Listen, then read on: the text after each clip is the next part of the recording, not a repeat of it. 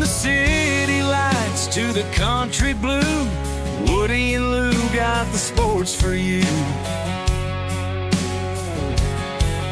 From Boston streets to Kentucky's fields, get ready, folks, for the thrill it yields. Woody and Lou, sports and you, talking games, we love it's true. Every play, every score, let's dive in, it's time for more. Lacing up the boots and calling plays,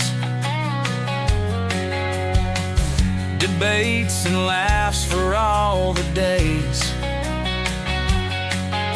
From Fenway Park to Derby Run, sports talk magic just begun. Woody Lou, sports and you, sideline stories coming through. Every cheer, heartbeat soar, tune in now, we'll give you more. Celtics screams to Wildcats roar, touchdowns, goals, and so much more. Grab a seat, enjoy the ride, Woody Lou right by your side.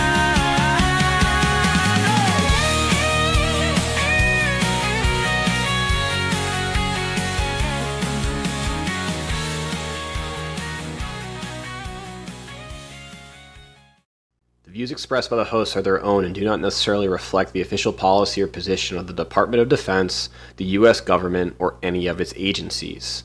The information provided is for general informational purposes only and does not constitute legal advice. No attorney-client relationship is formed by providing this information, and nothing herein should be relied upon as legal counsel. For legal advice specific to your situation, please consult a qualified attorney. Braxton, no issues opening the can this episode. Episode 23. There is everywhere.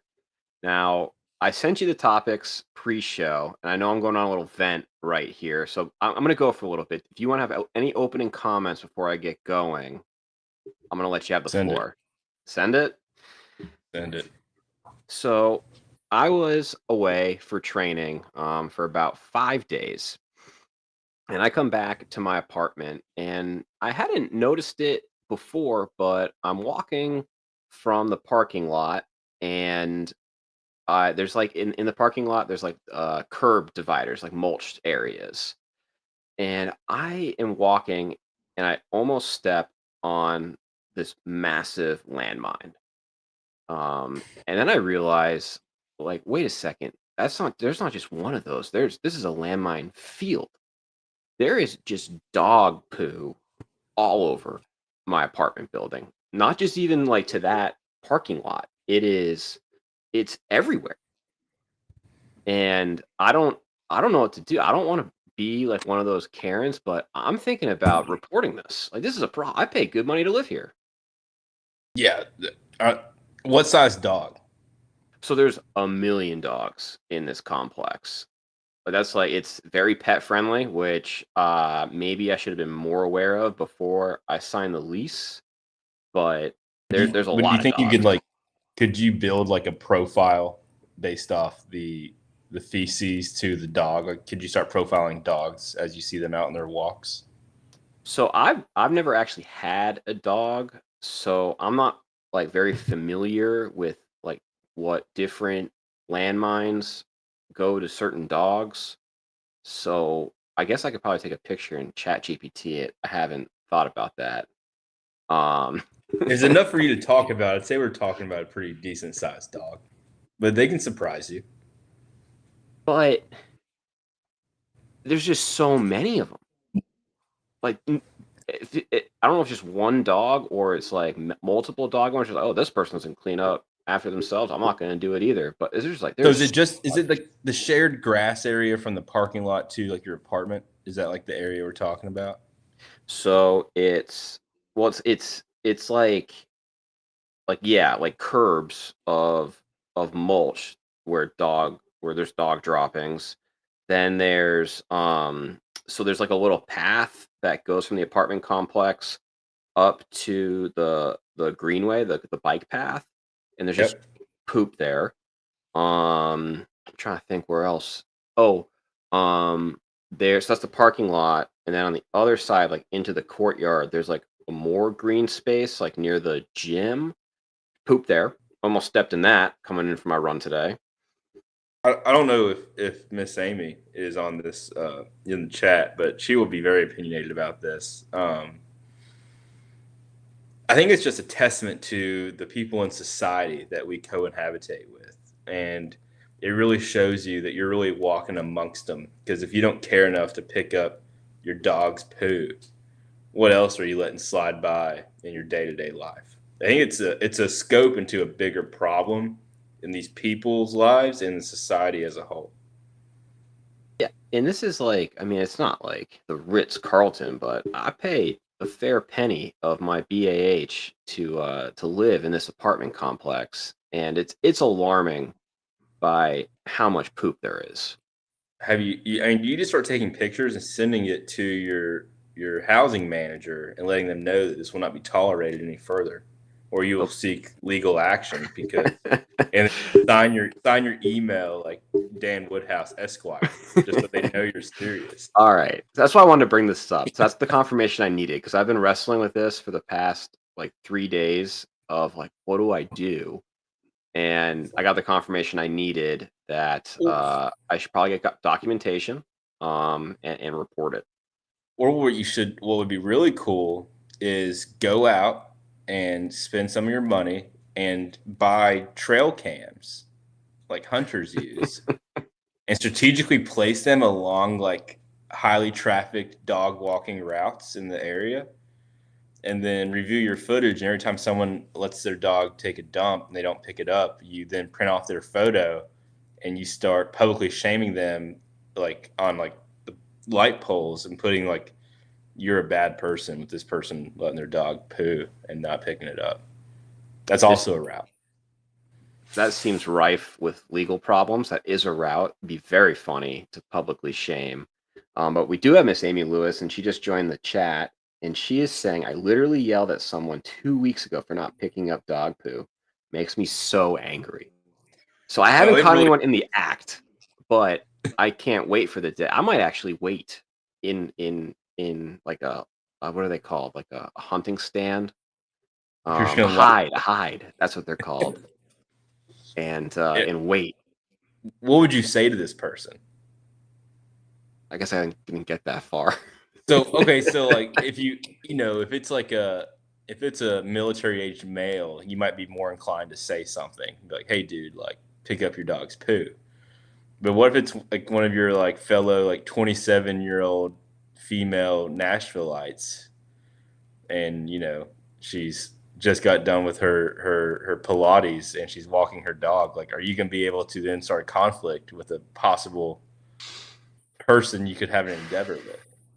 Like, how staunch in your stance would you be there? I want to say that I would be gender indifferent to the crime of not picking up after your dog. But I can't say what will happen in the moment. You're going to have biases in there. I mean, I'd probably chicken out, to be honest. You just take a picture and then publicly shame them. Yeah. That's what I mean, I'd probably just report it. Fair enough. Yeah. I mean, have you read your lease agreement to see if there's any like there is. I do remember there was like a huge addendum on like pets and there. I mean, what also drives me nuts too is presumably I'm paying for this in rent, but we have so many of those like green trash cans with the baggies. Yeah. So there is no excuse. There is no excuse for not picking up after your dog. And like I said, it wasn't just one landmine; it was a field. So there's been times. I guess I'll confess my sins. And you have to weigh, and I think you're in the middle of an epidemic, so I don't think this necessarily fits what's happening with you. But there's situations where, let's say you bring 2 bags, and you're like, hey, my dog, at most he'll go twice. Mm-hmm. But say your dog goes a third time. Like, you Yeah. tried to do the right thing. Right. You brought 2 bags. Like, what do you do then? Like, now, in theory, you'd be like, hey, I'm going to go put them up and come back and pick it up. But, there's situations where maybe like your intentions were right, and then you fell short in execution. Yeah. Yeah. There's I can understand that situation, but this to me is very different because presumably, like, you're at your apartment, you could easily, Yeah. run upstairs and get a bag. Like, here or there, like, something comes up, you forget, or you're running somewhere. But the amount of landmines that there are tells me that it's just pure indifference. I hate that you're going through that. It's definitely first world problems. It could be a lot worse. But it's just kind of gross. And I pay good money to live here. And there's dog poo everywhere. Yeah, it's gross.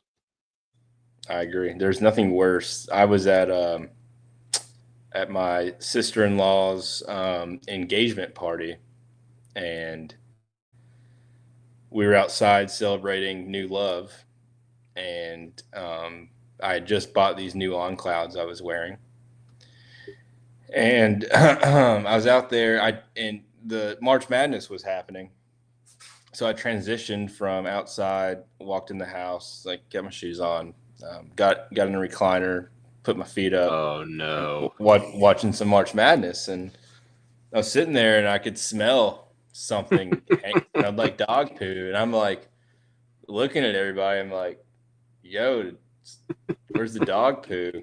And then Kaylee, she's like, "You stepped in dog poo," and you've never seen someone more mad operating an outdoor hose than I was in that moment.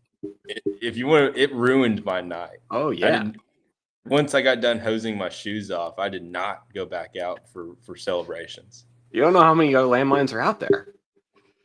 No, and that's someone's backyard. Because I would say the other thing is when you have neighbors, like in military housing, you're right on top of each other, and you share a fence, and like especially in the summer months when they let their dog out to poo, and that heat gets on it. So then you go in your backyard to enjoy your backyard, and like the heat's hitting the poo, and now there's just a shared poo smell. And dog poo is really pungent. Especially in the heat, the Savannah heat. Or in a living room. Yeah, you can definitely smell it, and it can ruin your day. So I think I would be just as annoyed. And I think it's also one of those things where you don't have a dog. Just like when you don't have kids and kids do something and it triggers you more because you can't relate to like how simple this in theory could be. But no, I get it. I think you're justified. I think and I think from having this conversation, the clear pathway is to set up trail cams and begin to publicly shame people. I think that's the route we go here. Get little GoPros. Okay, so fair is me reporting this to the property management office. And foul is letting your dog poo and not picking it up. Yeah. We also have a award-winning listener, fair or foul suggestion. This is coming from the Mad Hatter, Mr. Chris Lewis. He says he has a fair or foul male bathroom situation I need help on if approved to be discussed. Brax, I'm going to go with you as the approval authority for Mr. Chris Lewis. Is fair or foul? Send it. Mad Hatter, send it. Okay, well, we're waiting. He said it's a male bathroom. Male bathroom situation. Oh, okay. So here we go. Stopped at a place to get gas. I went to use the bathroom. The bathroom consisted of 2 urinals with no divider and a toilet with a door. I was at the urinal with no one else. Is there more to that? So he's saying the toilet had no door, but it was divided off for like number twos. It seems like it was just 2 urinals like on the wall, no divider, and then a toilet with a door. And he went to a urinal. I would say the fair or foul that maybe he's missing out is if you're if you're in that type of bathroom and you're using the urinal and someone else comes in to pee, fair or foul, you check out each other's watches, or if you just go into the toilet. I don't think that's the fair or foul. And if that's what he's getting at, I would say, What do you do if you walk into that situation? I think that is the question. if I walk in and someone is using the one urinal and there's another urinal right next to it with no divider, and there's an open toilet, Yes. Stall. an open stall, unless it's like my buddy, I'm going stall. If it's a buddy, I'm going urinal and making it weird. But if it's a stranger, I'm just taking the high road and going stall. Because like you could argue that you taking the urinal is like an alpha dog move of like asserting dominance. So like I think it's just not worth the confrontation. It's just not worth that. Just go to the stall. So that's exactly what happened to the Mad Hatter. As he was going, another patron came in beside him using the other urinal without divider. And I think and was talking to him. They were discussing traffic. So what I was going to say is if someone does that to you, I think that's them trying to pull an alpha move. And your only recourse at that point is to be the first one to then engage in conversation. Okay, so let's just, I think there's a few fair fouls in this scenario. First decision point. You go in, no one is using the bathroom. 2 urinals, no divider, stall with a door. You go in there. What do you fair or foul to go to a urinal? I'm going urinal closest to the stall. Okay. So it's fair. That's fair. But you might be able to say if you go urinal further from the stall, so then the urinal left open is like boxed into the stall, that might be you like cordoning off more area. Why wouldn't you go to the stall? If I'm the only one in there? Yeah. Because I wouldn't want to go take that stall if someone just got off the interstate and is, you know, they got one coming. That would be rude. You're a good citizen. Okay. You got to think about the other guy. So then I think the real question, Mad Hatter, is the fair or foul of the situation of the second person coming in. Fair or foul to take the urinal next to you? It's foul only. It's foul. It's fair if you know your road trip mate is tailing you and you know he has to take business in the stall. Yeah, I think that's right. I think that would be the only situation where it's fair. I also feel like that might be someone of a certain age that would saddle up next to you at the urinal and start talking traffic. I'm thinking that's a 60 older. That's what I'm thinking. Is the same age that when you literally hang out in the male locker room. And they like to linger. Yeah. I'll never forget. I went to my roommate in college lived in New Jersey. I went up to his house for spring break one year, and we went to go work out at the He worked out at a YMCA back home. So we're at this affluent New Jersey neighborhood YMCA, and then we had put our bags in the locker room, like our hoodies and stuff. I go to put on the hoodies and whatnot. And while we're in there, there's like multiple men in their 65 older age, just naked, but having full blown conversations. Oh yeah. And that was odd to me. And you got to think that's odd to me. And we were coming from a school that was open bay showers with zero privacy. So, and if that's odd to me, then it was weird. It was weird. Oh yeah. And the best part is those men don't care when other people come in. No. It doesn't faze them. Unfazed. Yeah. Speaking of someone being phased, we got a little more from the Mad Hatter. He said that this man that joined him at this gas station bathroom was eerily silent on his approach. No chance to engage. He got caught unawares. Eerily silent on his approach. Oh man.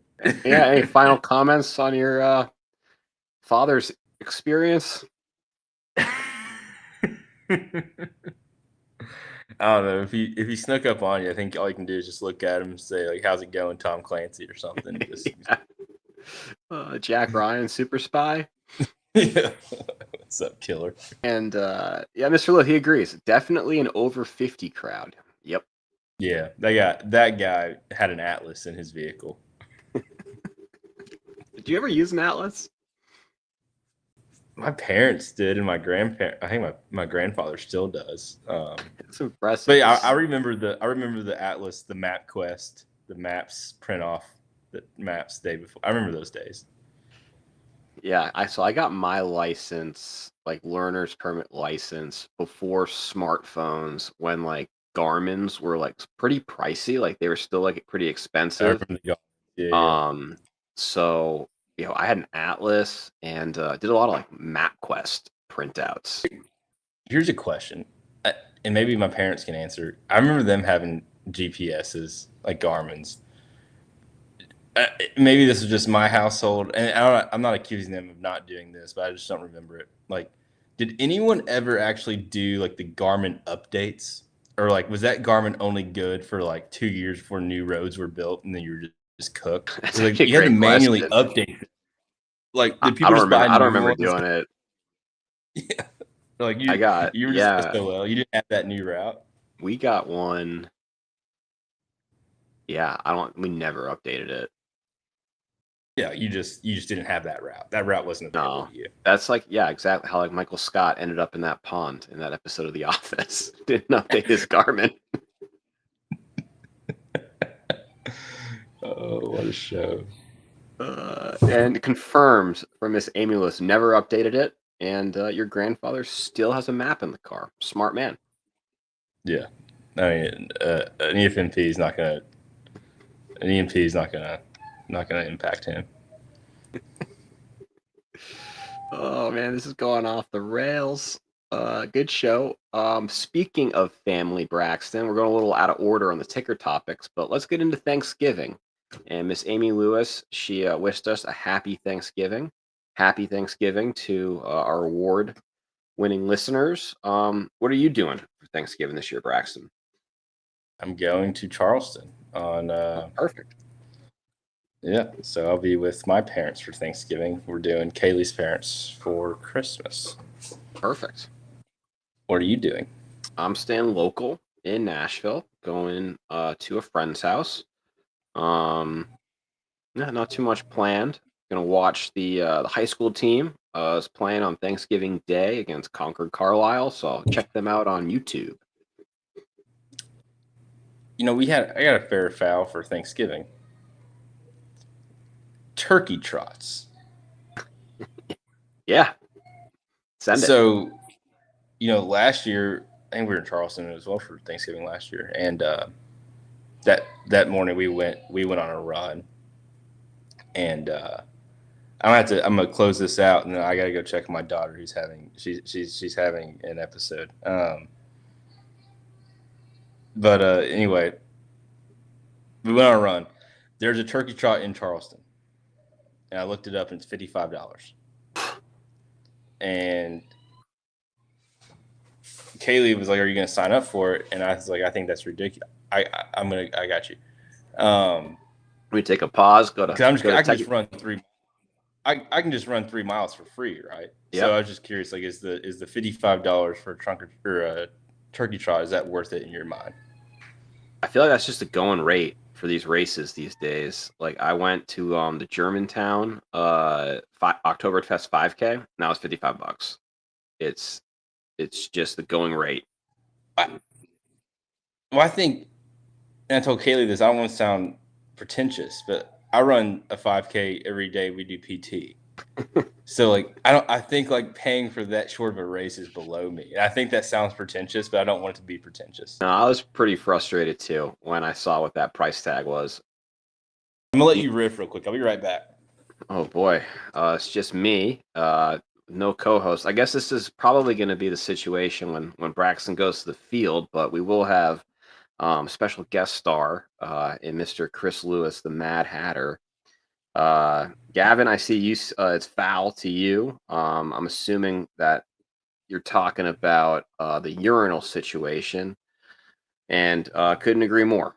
Definitely foul. Just sneaking up on someone unawares. Well, if if anyone in the chat wants to contribute or ask a question, I guess we could do an Ask Me Anything with with Woody right now as Braxton takes care of his parental duties. Oh, thank you. You love my shirt. Yes. Go Wildcats. That was a tough one yesterday. In Nashville. Did not have a good showing at all. I was dead wrong about that game. I picked UK. I thought that the horseshoe is finally going to fall out of Diego Pavia's you know what, and he was going to come back down to reality. But no, he just probably further cemented his invite to New York for the Heisman Trophy ceremony yesterday. Braxton, you're back. Diego Pavia yesterday. Diego Pavia had the second most total offense in UK history from a quarterback position, second only to Peyton Manning on Saturday. Yeah, I was dead wrong in that prediction. That game was not competitive in the least. No. And so let's back it up. Right. Sure. Did you hear any of my riffing? No, but Kaylee was dying laughing when I walked in, so I'm just gonna assume that it was good. So Kentucky loses to Louisville in basketball 2 weeks ago. We get hammered. Kentucky loses to Michigan State in basketball. We get hammered last Tuesday. I decided, taking the high road, I can't live and die by the result of 18 to 22-year-olds college games on a Tuesday night. I got too much – I have too much life going on. I have too many women in this house that depend on me for me to get my emotions so deeply ingrained in the results of these games, just like I'm watching the Buccaneers lose 21-0 start of the second quarter. So anyway, I'd let basketball go, and we're 5-5, and we still have 2 games to go 7-5 in football, which I think is just a phenomenal season for Kentucky. Me and Dad are texting about it. I outlawed Matt Jones because Matt Jones is a naysayer who I would not allow into my headspace. Outlawed him. Here's the sad part, Dan. I woke up Saturday morning at 4:30. It's early. I had a really bad dream. Dad, take your fish oil. But I'm wide awake, and I'm just watching highlights. I'm getting amped up. I tell Kaylee I'm going to go get her Chick-fil-A breakfast. I'm just vibes. I'm making sure vibes are through the roof. And I called Dad on the way to get Chick-fil-A that morning, and I was telling him, I got a good feeling. I'm nervous, but we go 7-5. We're in bowl projections. I'm looking up hotels to Houston because we were projected to go to the Texas Bowl. Me and Dad are talking about what bowls we could go to, what the logistics would look like based off what bowls we could potentially go to. I'm all in that we're gonna go, and we're gonna go 7-5. From the first drive, we had about six plays. I texted Dad, said at least we can go 3 and out, and the rest was history. It was a terrible performance.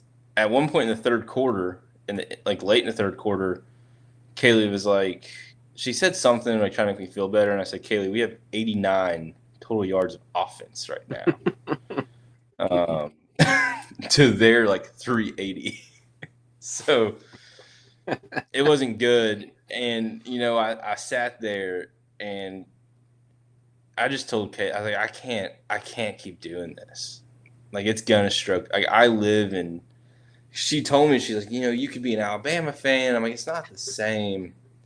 I was like, yeah, I support Alabama. I have no animosity. I live with Alabama grad and I feel like you fans. couldn't do another SEC school. Well, I can't give my heart out like that again. I No. tell Kaylee, like, if something were to happen to Kaylee, like I would never remarry. It's kind of the same with like Kentucky sports. Like it just would never be the same. That burning love is just not the same, and it'd Yeah. always be second fiddle. But I'm telling you, Dan, they're putting me in an early grave Yes. because I care too much. And Kaylee tells me just to not care. I can't not No, care. you can't. It eats me alive. It eats me alive, and we got a big matchup against a Louisville team on Saturday that's not playing great. They got blew out by SMU, and I wish you could be a fly on the wall for me and my dad watching that noon game on Saturday at his house. Man. How long of a drive is it from Nashville to Charleston? I think it'd be whatever the distance, it'd be worth to see the amount of emotion that would be in that living room, because it's gonna be, it's gonna be. Oh, it's gonna be fantastic. And it'll be the biggest of highs. And the thing, and this from watching a year of sports with me, and my dad's the same way. Like a big first down can have us buying football playoff tickets, and like the 1 3 and out can have us ready to say like the season's over. So for it to be a win and go to a bowl game matchup against our biggest rivals, it's gonna be an emotional one.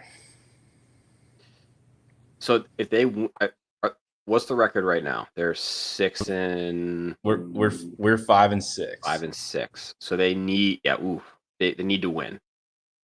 Be bowl eligible. They need to win. And before we get off of the Vanderbilt game, they showed Diego Pavia's mom. And that's what your father just messaged in the chat. Well, I would love, and I was getting pissed, but I know my dad was sitting there and like we're just getting the break speed off of us, and they're showing Diego Pavia's mom every 5 seconds. Like I know he was seething. Oh, I don't like these like storylines and stuff that ESPN just like gloms onto. It's that is jump the shark. They love it, and they don't let it go. They did the same thing with when we had Reed Shepherd, and his mom and dad both played at Kentucky, and they would show his parents a million times. And it got, even as a Kentucky fan, I was like, no one cares. No. But I don't understand. Like I know she comes from New Mexico. He gets like a million tickets. Like I don't like what is. I mean, I guess she's attractive. Like what is her like allure?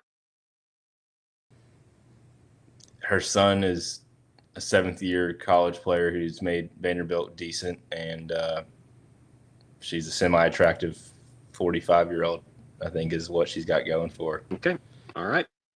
Like all I know is my mom's watching. Like I don't want my mom wearing those shorts and cowgirl boots to my game. Like, and I thought the whole thing with him like trying to set her up with Theo Vaughn, like I thought that was just weird. Like that was weird to me. I mean, it's a son looking out for he wants his mom to be happy. Yeah. I'm going foul. Foul. Braxton is ruled foul. Throw the flag. That's foul. I kind of lost track where we're at right now. So we were talking Thanksgiving. Now got into the Ask Me Anything segment of Woody Lou Sports and You. I guess we'll go. I gotta ask you. Go ahead. I got a fan question.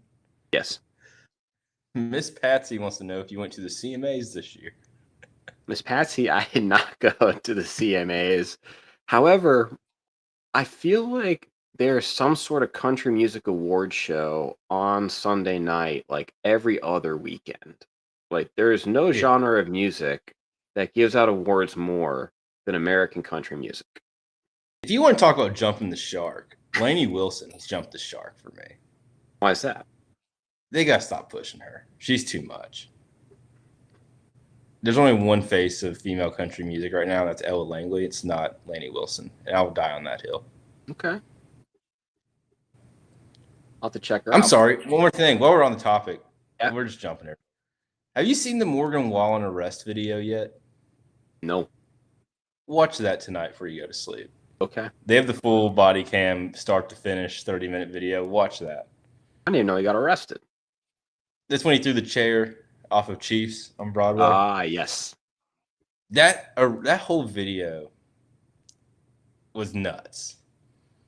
All right. And it didn't help when two crazy things happened. I'll just spoil it. At one point during the arrest, or like during the investigation prior to arrest, he calls Eric Church to talk to one of the cops. Who Eric Church is one of the owners of the bar. Ah. And turns out Morgan Wallen was the first person to be arrested at that bar. And then 2, when he gets in the cop's car, who's the one who's going to transport him to the jail, he had on Spotify Morgan Wallen radio. And Morgan's listening to himself sing in transit. As he's going to jail. It was a weird video. I just want you to watch that. I wish you'd seen it so we could talk. Oh, yeah. We'll discuss anyway, next episode. Yeah. That's your country music update. Country music update. That's good. We cover it all on Woody Lou's Sports and You. This is another topic that is not a ticker topic that just came to me, and you kind of sparked my memory speaking about watching you, living with you as a sports fan for 9 months. But another thing that is really grinding my gears, in addition to all of the dog poop, is traffic and drivers in Tennessee and Kentucky, Braxton. They stink. Why do they stink? Well, they don't know how to merge on and off of a highway, namely being 24 east and west, causing accidents, backups. There's an accident every single day on I-24, and it absolutely befuddles me because conditions aren't really that bad. There's no weather. It's not dark. And it's a pretty straight highway, not many like curves and hills and blind spots. And the reason why I'm bringing this up is because when was this? This was right before I went to the training exercise. So I've been smart about now we're coming full circle, using my iPhone to plug in on Waze, Google before I leave the office to know how long it's going to take to get home, or if there's any alternate routes. Unfortunately, there's really only one route from Fort Campbell, Kentucky to where I live in Nashville, and that's I-24. And I saw there was an accident, so I tried to go a different way, and I got caught up in the residual backup traffic, and it was an absolute nightmare that took me 2.5 hours to get home. Yeah, I told you this multiple times. The interstate from Campbell to Nashville got to a point that it wasn't even worth going to Nashville because of the drive. I'll say this. That's the second worst stretch of road. For me, the worst drivers are in South Carolina, the entire state. Regardless if you're on 95 or 26, South Carolina to me takes the cake. But my first traffic accident was on, I guess, 24. It was a hit and run where I got hit and they ran. I shouldn't laugh. The way you said that was kind of funny. Yeah. So that was my first ever traffic accident I was in. Doesn't surprise me if someone hit you on 24. So I just got done. It was like December 22nd. I just went Christmas shopping at Opry Mills, and I just merged on, and a guy just floored it, smoked me. We both pulled off to the side of the road. I got out, And once my feet hit the pavement, he almost hit me peeling out. But he didn't know I was a trained law enforcement officer who got his license plate and then called it up. Nice. When they finally found the guy, they offered me to press charges, but said this dude's definitely not going to show up, so you'll be more mad than satisfied. So I did not press charges because I was a hardworking platoon leader who had things to do. But yeah. The Bucks are getting killed right now. I don't want to live report, but we're getting murdered. 28-7 first half. But for whatever reason, when I was just sitting at a standstill on some like service road on 24, and like it seemed like actually I was driving through a farm field. Google just took me this way, and I got so backed up with everyone else trying to avoid the accident. But it brought me back to when we were in Poland together. If you remember the trip that you and me and Master Sergeant made to Poznan, and I laughed so hard because you were not happy to be going on this drive at all. We woke up very, very early to make, it was what, like almost a 2.5-3 hour drive from the base to the airport. Yeah, that's when I went with you to get the guy to when they were receiving in country. Yeah, it must have been right around Thanksgiving, I think, because that was like one of the last like main body flights. And yeah, you were going to get your NCO. I had to do the theater in brief, which talk about American taxpayer dollars sending me there for less than 15 seconds. But yeah, so I what I think happened was I had gone on another trip where we didn't have like any money, whatever the zloty, the Polish zloty. So we turned the setting on to avoid tolls. No tolls. Yeah. Didn't turn that clearly back off, and you woke up to us like the crest of a little hill in a farm field. And I'll let you tell the story. You got the car stuck. No, we were seconds away from getting that stuck. I stopped because I saw what we had to go through, and you wake up all groggy, coming off of some muscle relaxer. I told you, Dan, if you get this car stuck, I'm not getting out to help. I think is what I said. No, and then I looked over at Master Sergeant. I was like, "What do we do?" He was like, "Gun it, sir." I was okay. He was useless. He was useless in this situation. Because I know who you're talking about. He was useless. He was not what we needed in that situation. Well, while we're on that, two things happened. So we were going, me and Colin, more on him later. We were going from Lithuania back to Poland, and we were at the Suwalki Gap. Oh yeah, you almost drove into Kaliningrad. And there was traffic, really bad traffic on the interstate. It's pitch black, and it's just hail and snow down. And so it took us a different way, and we end up on a country road, a one-lane country road, and it's pitch black. We have no cell service, and it's snowing really hard. And on Colin's phone, his locations were all over the place, and it looked like we were like an inch from being in Russia. And he was having an actual anxiety attack. And he was like, "Dude, we're about to cross." I was like, "I promise we won't. It'll be fine."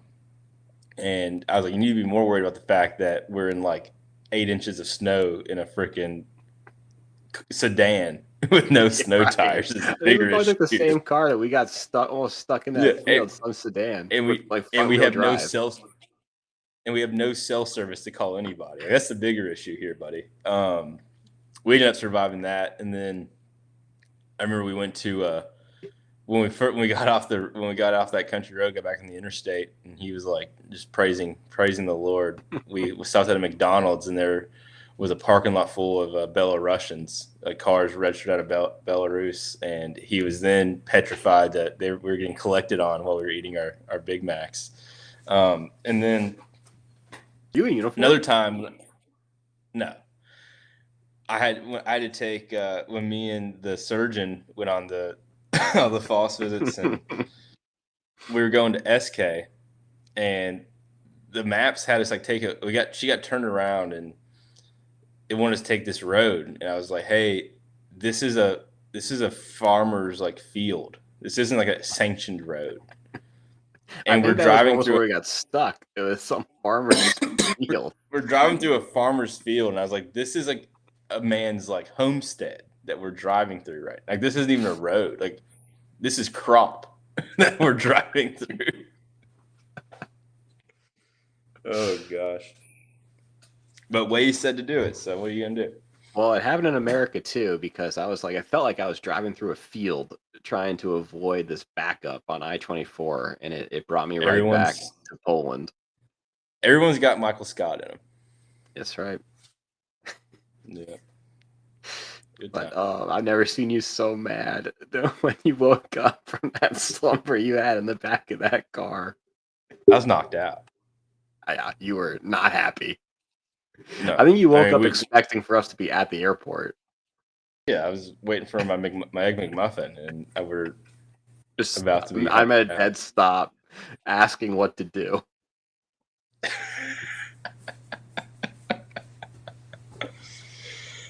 Good times. Yeah, it was fun. I think that was right. That was like Thanksgiving time, like 2 years ago. That's crazy. Yeah, dude, that's a lot. It's flown by, man. It has. So, what are you looking forward to most this Thanksgiving? Not turkey trotting. I'm just thankful that we get to have it with Gigi, her first Thanksgiving, and thankful my mom's cooking, and you know, the whole weekend is going to live and die by what happens on Saturday at 12 o'clock. So I'll report back after that, but I mean, you'll find out just how thankful I am based off what happens on Saturday. We might need Miss Amy Lewis or producer Kaylee. If you could get some video and post that to our socials, I think that could get some traction and maybe get Woody Lou Sports and You a viral moment. We'll need some bleeps. But, you know, I remember being a 28.5-point underdog to Louisville, and they had Lamar, and we went and beat them in Louisville, so it's not impossible. It's 28. What's the line? It's 28.5 points? No, it's 4.5, but it was 28.5. I was going to say, like, Louisville's not that good. No, they're still a 4.5-point favorite, so. You want to hear an unreal stat from this past weekend? Send it. Notre Dame had more points than passing yards. Yeah, weren't y'all up like 14 or 21 to nothing and didn't even have the ball yet? Like, yeah, they had a pick six, block punt, another pick six. I think we were up 21-0 before offense touched the ball. Yeah, our defense just likes to play 15 yards off the wide receiver and still get burnt on a streak. That's what we're into in Kentucky. Ooh, it looks like we have a new listener. I think I know who this is. Hokie Law Dog Danville, VA. Sam, good to hear from you. Looking forward to seeing the Hokies knock the Cavs out of ACC title contention this weekend. Yeah, that'd be nice. There's no love lost for me when it comes to University of Virginia, the Wahoos. Are we happy about the James Franklin hire? I'll have to go to our Hokie. Well, and I'll say this, like, if you could, because everyone's like, oh, he couldn't win the big game. If he came to Kentucky and got us 8 to 11 wins every year, and maybe a couple first round playoff appearances, I mean, I would take it in a heartbeat. But I thought it was weird how they had him in studio or in the booth during the game. I thought that was odd. I get it, but it's not his team yet. You know, it's just right. It was extremely happy. And I think I would be extremely happy too. James Franklin being a Virginia Tech fan. I mean, instantly brings them, credibility, relevance, and a track record of, what he did at Vanderbilt. I wouldn't say built a program at Penn State. He inherited. It wasn't great, but Bill O'Brien did a pretty good job recovering from the Joe Paterno and Sandusky penalties and all that. But he's a good He's not coach, gonna James Franklin. he's not gonna get fired at Virginia Tech for having one singular bad year after winning multiple. I mean, No. I think Penn State's an identity crisis. We've talked about that. In an ACC, you can win in the ACC. You can win now in the ACC. Dabo his khakis need to get hung up one last time. When we're talking about, Virginia, SMU has a big NIL budget, but Louisville obviously is in shambles. Jeff Brom, I don't think Jeff Brom will leave, but you can win now in the ACC. Oh, absolutely. And because With no one Clemson- wants to win in the ACC. With Clemson Look at being what happened to Georgia Tech this past weekend. With Clemson on the downswing, you're putting all your stock in Miami not imploding, which they always do, and then Georgia Tech, which is just any team in the ACC can be Georgia Tech on any given year. You know what I'm saying? Like you can always there'll always be another Georgia Tech, if you will, coming out of the ACC. What do you think about UNC in Chapel Hill? Well, I think you need to see if you can get on Jordan's legal team because she's suing Pete Thamel. Really? Or no, Paulo Torre. Oh, yeah.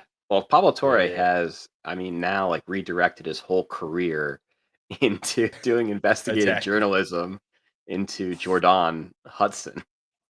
Yeah, she said she posted on Instagram that she was going to sue him, and then he responded to it by saying, "I'm guessing this is a no for you coming on the show to talk." Have you listened to read any of it? It's investigative journalism at its finest. I've seen some clips, and I don't know. You'll have people like Matt Jones here defend Jordan because he thinks she's a boss woman, but it's just because he wishes he was dating a 24-year-old. But it's weird. Like it just is. It's a spade, man. It's weird, and there's more to the story. Oh yeah. Well, did you? So go ahead. Go ahead. No, you're I was good. gonna say two things I want to bring up with Jordan. The first is, did you see? I know not the most credible source, but the New York Post. There's allegations that Stephen Belichick's wife, so Bill's son, who is the defensive coordinator at UNC, went on a 40-minute profanity-laced tirade about Jordan in some UNC like football office with Bill Belichick there, and Bill just kind of sat there for 40 minutes is how the story goes. Yeah, he was like talking about how I hope your kicker misses this. You're gonna come back and beat me. He made it. It's weird. And like the thing is, you gotta assume like this sister-in-law, like these people care about Bill. And they're all gonna say that they care more about him, but Jordan, the 24-year-old, is gonna claim that she cares more about this 76-year-old man than anyone else in the room who's known him for decades. And the second, which I think is even the more newsworthy in my opinion, is that not only is Jordan on an adult cheerleading team, but this adult cheerleading team competes, and Bill went to the competition. I think he was in Raleigh, like this past week. And by the look on your face, you were not tracking the story. I would relate that to, let's say Kaylee played U.S. women's soccer, right? And let's say Kaylee is like a 6-time gold medalist in women's soccer. And let's say that'd be like me having her, but in this scenario, she's 50 years older than me, and she's coming to watch me play in like my men's softball league. Mm-hmm. It's weird. Any way you slice it. But also, I think that's still not as weird as like, and this I'm a girl dad, but like, are adult cheerleading things, is that real? Yes. Like people, that's not even like mainstream. That's like very niche. Oh, it's very niche. I had no idea they existed until I heard this story on, I was listening to 98.5, the sports hub, like the local Boston news radio. And I would say, yeah, just like Pablo Torre, Bill Belichick and Jordan Hudson are fodder for them. And they brought this up. But you bring up a good point. Like, there's beer league softball. Like, why is beer league softball different than adult cheerleading? Well, it's ingrained in America, but here's the difference, and I'll tell you the difference because I'm a dance dad. If let's say my girls go and they dance at a college, Hmm. or they cheerlead at a college, dance or cheerlead, and they're 24. They're still like they still love dance, Hmm. cheering. They love choreography and competing. I promise you, if you're 24 and you're any good and you're passionate about it, I can find you 32 teams, 31, not including the Cowgirls, that you could go be a cheerleader for right Hmm. now. Like outside of the Dallas cheerleaders, if you are any good and you're willing to get paid like $12 an hour, Right. you can go be like a professional. And that still comes off better because they get, they get endorsements and stuff. They're selling a brand at that point, but like, yeah, or maybe you can just say if you're on a competitive adult cheerleading team, like, you have to really just love the game, and she It's just has the definitely, love of oh, the it game. is definitely love of the game because I have to imagine you're obviously not getting paid and you're probably paying for all this gym time, like tournament entry fees, travel. I imagine it's not cheap. I guess I mean Um, I guess I'm the bigot because if I had the time, if I didn't have like the kids at the stage mhm. of life, like I would be on an adult league team. So like I'm not hating on her being a part of an adult league team because like I think that's fine. I think that's Yes. normal for humans to want to be part of to maintain that culture and camaraderie. Hmm. I think the weird part is just the elephant in the room of her 76-year-old boyfriend who's won 6 Super Bowls is also there. I think that's just let's just call it what it is. Yeah, That's the weird part. that's weird. But then I also like I do think it's. I mean, yeah, maybe this is me being a sexist bigot. It's just adult cheerleading. It's kind of weird. Like I mean, I know what I'm watching on YouTube before I go to sleep tonight because I got to find out more about this it just world. feels like And one of why those is that? things. It's like I don't know. For me, it's like it's very like cheerleading is like well, I guess there's professional cheerleaders for your sports teams, but it's like a very like college, like school based, like cheer squad, like pep rally, and it's like, hey, Yeah, once you graduate school, it's kind of like that's because these professional like NBA, NFL cheerleaders, like they're more so dancers. It's yeah, not like college because like even like the cheerleading they do on the side, like there's a competitive aspect to that. I guess there's not an Olympic sport for cheerleading. I guess it'd just be like contemporary dance, gymnastics, maybe break dancing. breakdancing. That's a one and done for the Summer Yeah, that Olympics. the Aussies ruined that for everybody. Thank you, Australia. But yeah, I mean, gosh, I didn't know that, so I'm glad you brought that to my attention. But like maybe that's what's wrong with America because you don't blink an eye at an adult softball league. Like Right. you don't even think that. No one thinks that's weird. Like, oh, yeah, they're playing adult softball. Like it's also, I mean, it's like an adult softball. Like you can, I think what's different is like, yes, there's leagues, but you could theoretically get 18 guys together and just go like play, like, and that's gonna like you could have a game if that makes Yeah. sense. So Whereas you're like right. So adult like cheerleading, like there has to be there's judges. judges involved. Who's judges? Like where are these judges coming from? Like there's got to be some kind of like There's audio, governing audio. body. There you got music Oh, yeah, guys. yeah. Like you got to rent out space. Like I think that's what's like different for me. But Also, like if my spouse is this highly successful football coach, why do I feel the need to go and do that? in Because I could season, be in season. so that Like was the we're other thing talking too. about Like so, there's a lot of like former players that are on like these 98.5 shows and who spent a lot of time around the Patriots, either like as like media people or former players. And there's like Bill would never. Like during the Patriot dynasty days, like he told players, like, hey, like, you probably want to talk to your wife or girlfriend sometime in July or August. You're not going to see them for the next however many weeks. My dad wouldn't let me go to the pool during baseball season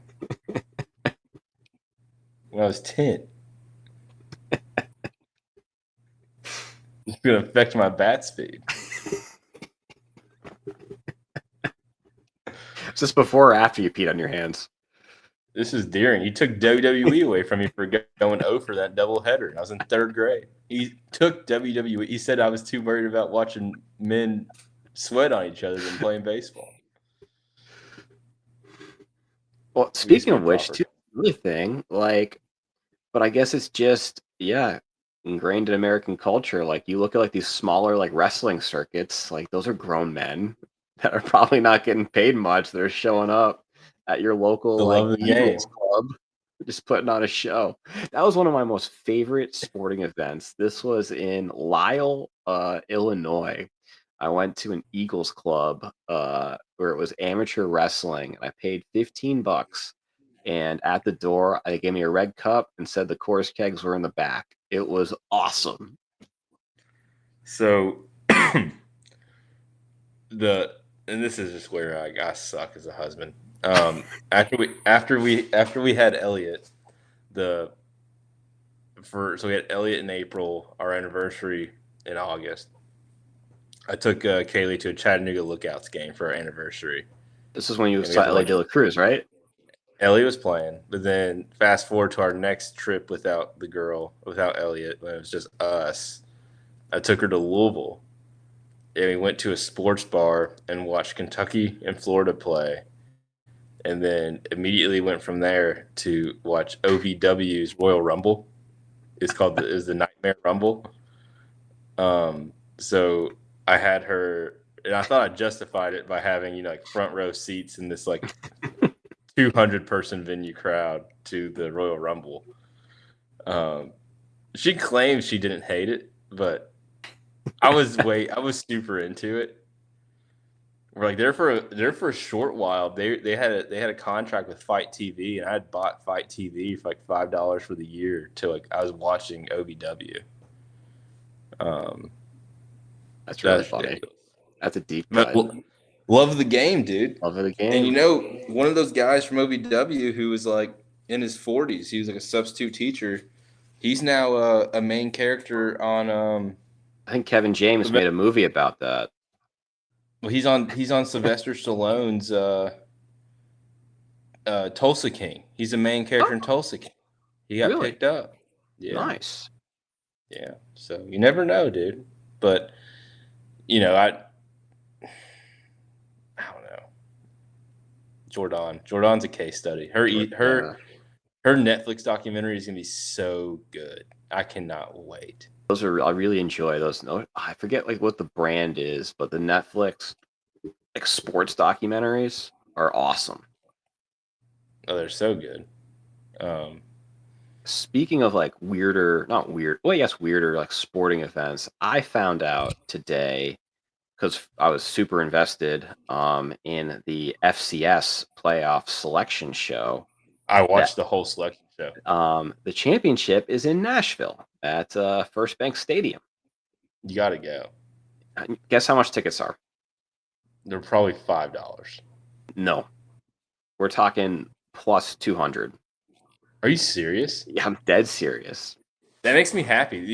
We watched the selection show this morning, and I told Kaylee, I was like, the Citadel hasn't made it to the FCS playoff since my sophomore year of college. So it's been 10 years now. And so we started having the conversation where I was explaining to her the difference between FCS. We both realized that I did not know what it stood for.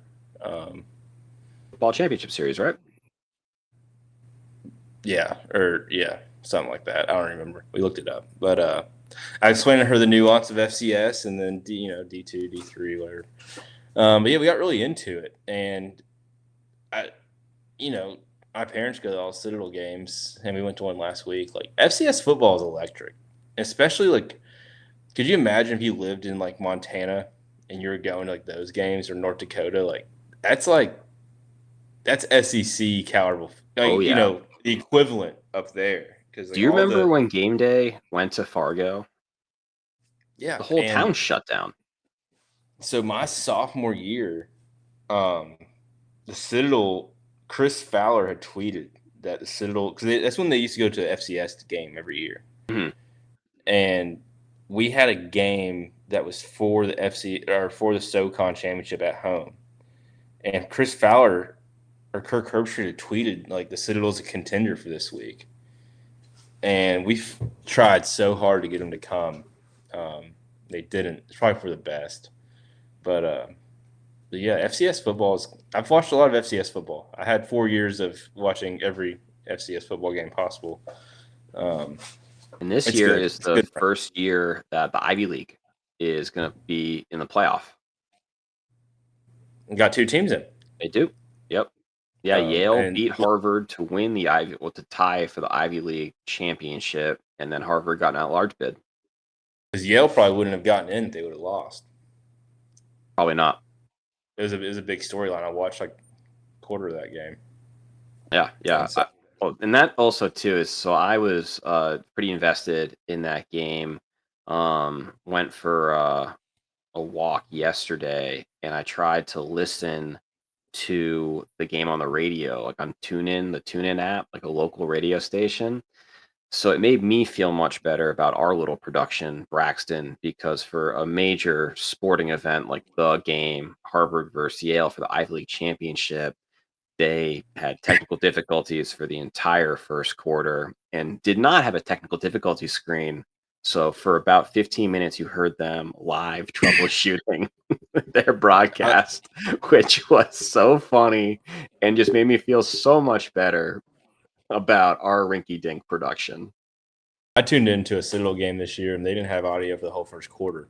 And the best part is they would still pan to the booth, and they were talking, but there was no audio being produced. And then I watched a Citadel basketball game on TV this year, and I don't think I'm man enough to admit I would struggle with play-by-play. Yep. Just because like I think that's a skill that you got to. Oh yeah, absolutely.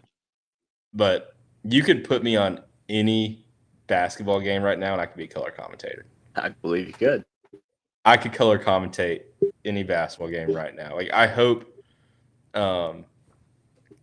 they're doing a holiday tournament at the Citadel, and I think we should get there in time to watch.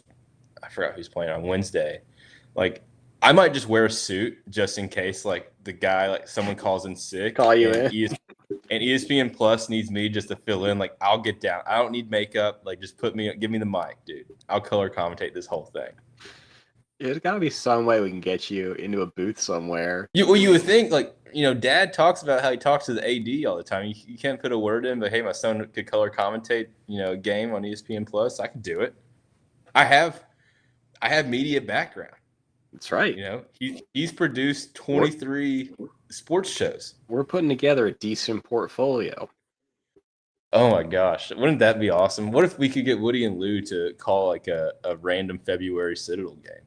I don't think I'd be good at play-by-play nor color commentating, but I'd go to the game. You'd be the play-by-play guy if it was you and me, right? This is going to be a bad broadcast. Or maybe we just don't play-by-play at all. We just talk the whole time. A Manning cast? Yeah, we just Manning cast it. And maybe like that gets some traction. Like people are like, oh, hey, these guys are fun. They don't really they just talk. Yeah, we're not two Super Bowl winning quarterbacks. That helps. Well, Braxton, we're coming up on the hour 9 mark, and I know you have a very early morning. Kind of went off the rails, kind of a little free for all, but it was a fun episode. Do you have any final thoughts? I just want to put this in the ether. Right now, I have 167 fantasy points to your 81. Yikes. And I have my tight end playing right now. You have Puka Nakua playing, and you're still due T. McMillan and your 49ers defense. I'm going on air now saying that you will end up beating me 170 to 169. There's no way. There's mathematics. It's math. Yeah, I know you ran the numbers. It's mathematically possible, but what Gibbs did today for you, that has to be the highest single week performance this season. 55 points. So I have Jahmyr Gibbs. He had 55 points. I picked up Jameis Winston because I thought Joe Flacco was going to get benched for Joe Burrow this week. When they said Joe Burrow was out, I put Flacco back in the starting position. Flacco produced 9 points. Jameis Winston had 32. So if I would have started Jameis Winston, I would have had 87 points. 2 players. Just from 2 players. So if I would have had Jameis start, I'd be ready to call my victory celebration, go into victory formation, but I'm not prepared to do so because I've lost 99 to 1% games before. Yeah. But yeah, if I do win, I don't be your think first loss. I don't think this would have made a difference, but Drake May had a lot of opportunities today to put in the end zone, and the Patriots just couldn't do that. And they had a May to Hunter Henry. Touchdown that was called back. Pick play was called. That one hurt me. And Kayshon Boutte didn't really do anything coming back from injury. He did nothing, but Hunter Henry made up for it. Hopefully, Matthew Stafford and the Rams just run out the ball, and Puka Nacua doesn't get any more touches, and your field goal kicker stays on the sideline. And hopefully we can. I don't think I'm scoring 86 more points. You don't think you got 86 on the board? No. I hope not. I mean, 167 has to be the highest single week total for a team this year. No, I think it was Kulu or Mason banged like a 182 one week. Okay. I think there was a 182 on the board. And Mason's team's a problem. Is that going to be brought up on this episode? I'll say it. I'm the governor. And the governor. He had put in a trade probably 4 weeks ago, and very under the radar. I didn't get a notice on that. I didn't think it was above board, so I called the 2 parties involved, and the person who he was targeting was Amon-Ra St. Brown, and the guy trading him, I called to get his side of the story, and it briefed extremely well of why the trade made sense for him and why the trade made sense for Mason. Okay. But all I know is now I'm looking at Mason's roster, and it consists of Justin Herbert, Christian McCaffrey, James Cook, Smith and Jigba, Amon-Ra St. Brown, Dallas Goedert, Ashton Genty. And that's concerning because he also right now he's at 140 points, and Christian McCaffrey hasn't even warmed up. Yeah, has not touched the football, and his defense got negative points this week. So his team might be a problem. Yeah, looks like a good team heading into the playoffs. Yeah, so but I think I'm close to securing myself a top 4 finish in the league, and that's an improvement from last year. I don't know if Kaylee has sent Gavin's trophy out yet, but at a minimum he'll get that for Christmas. There you go. So I'm also still waiting. I'm a size medium for my shirt. Okay, I'm about to do a double or nothing bet on the Texas. Oh, okay. About to double down. Right now? Next episode, I'm prepared to take my wager. Okay. This one's going to cost, though. I better get good odds, double or nothing. You'll get good odds. All right. We'll see if you take it. I'm excited. I'll gamble myself into foreclosure. You know that. I do know that. I got nothing further other than a happy Thanksgiving week to everyone. If you're traveling, please be safe. Don't drive like the drivers on I-24. They're terrible. I think I speak for both Braxton and I that we are thankful for all of you tuning in each week. Yes. Thank you all. That was a great send off, Braxton. All right, we're out of here.